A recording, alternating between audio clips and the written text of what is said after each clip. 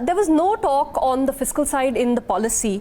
How comfortable are you on the fiscal front? I think we've all been raising issues about some of the borrowings which seem to have been passed on to the balance sheets of entities like FCI, etc. The governor seemed to shrug it off, Mr. Ghosh. Is that not something we should be worrying or at least looking at carefully? No, I agree with you. I think, for example, with the numbers which has been announced on the fiscal numbers, I think right now we made an estimation and found out that the tax revenue actually need to expand by close to 30% if we have the same interim budget numbers which was projected in February 2019. Now, having said that, so therefore, if the government stays on the course of a 3.4% deficit for this fiscal also, for FY20 also, which they have said in the interim budget, I think then the tax revenue, as I have just said, has to need to grow at an astonishing pace of 30%. Otherwise, what is likely to happen is that, as you know, 70,000 crores of food subsidy was taken off of the budget and that was put into the off-balance sheet activities.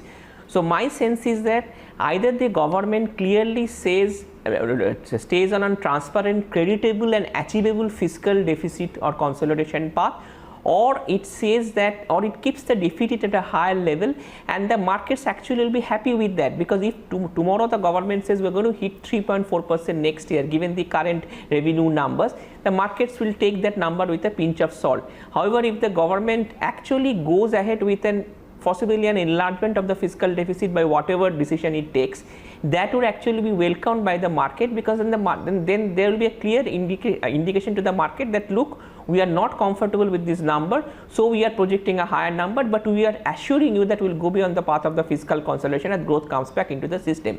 But if we are on this path of fiscal consolidation, then all these off-balance sheet borrowings activities is actually adding a lot of non-transparency to the budget estimates. So my sense is that no harm in giving a fiscal deficit number which could be higher than what they had said in the interim budget, but then it should take care of all this non-transparency which is happening.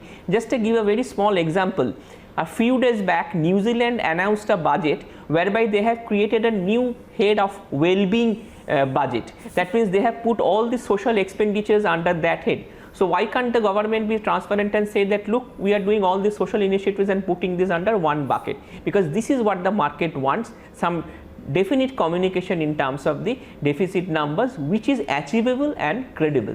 Interesting. Mr. Barua, how do you analyze the fiscal side of things? You know, the 3.4% number tells you, okay, fiscal consolidation is well in place. The other numbers suggest they're not. On the flip side, there are those who are arguing that right now with the economy where it is, maybe some fiscal stimulus would actually help quicker than monetary stimulus.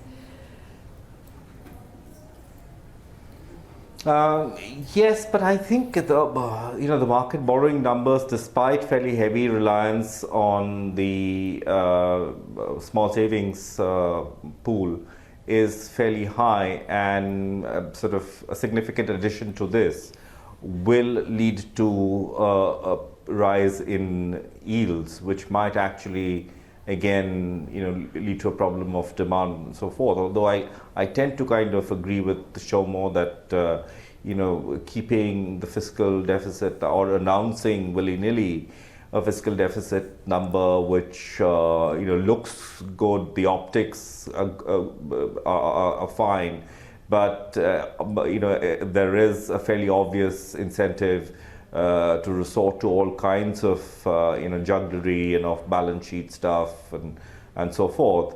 Maybe without credibility, a fiscal deficit number is worth very little.